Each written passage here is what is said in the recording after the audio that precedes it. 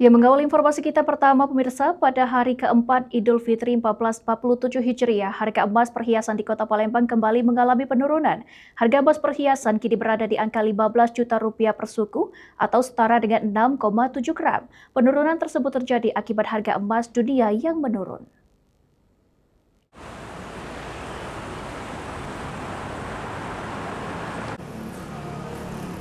Pada hari keempat perayaan Idul Fitri 1447 Hijriah, harga emas di Kota Palembang terpantau menurun dibandingkan hari-hari sebelumnya. Berdasarkan pantauan di sejumlah toko emas, harga emas perhiasan saat ini berada di kisaran 15 juta rupiah per suku atau setara dengan 6,7 gram.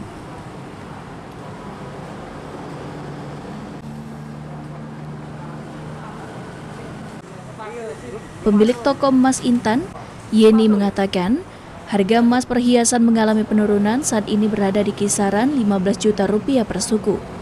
Penurunan ini dipengaruhi oleh pergerakan harga emas di pasar global serta perubahan tingkat permintaan masyarakat setelah puncak perayaan Lebaran.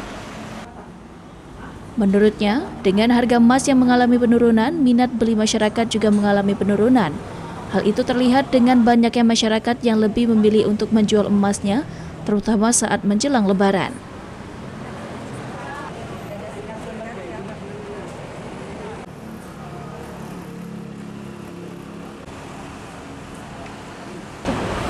Untuk sekarang harganya turun.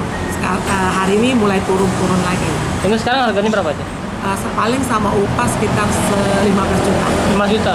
Turun. Itu turunnya mulai dari kapan? Mulai dari kemarin, sudah berapa minggu inilah berangsur-angsur turun. Setiap harinya turun. Berarti memang di hari ini sudah harga 15 ya? 15 lah. Mungkin sedikit untuk mungkin kalau boleh tahu untuk penyebabnya siapa ya?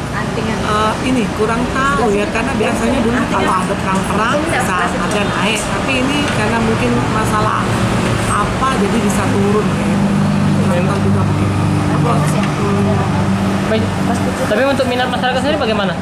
Pembelinya kurang ada sih, nggak ada. Cuman dengan kondisi ini, penjual emas tetap berupaya bertahan dan menyesuaikan diri di tengah dinamika harga yang terjadi pasca Lebaran. Ilham Wahyudi, PAL TV.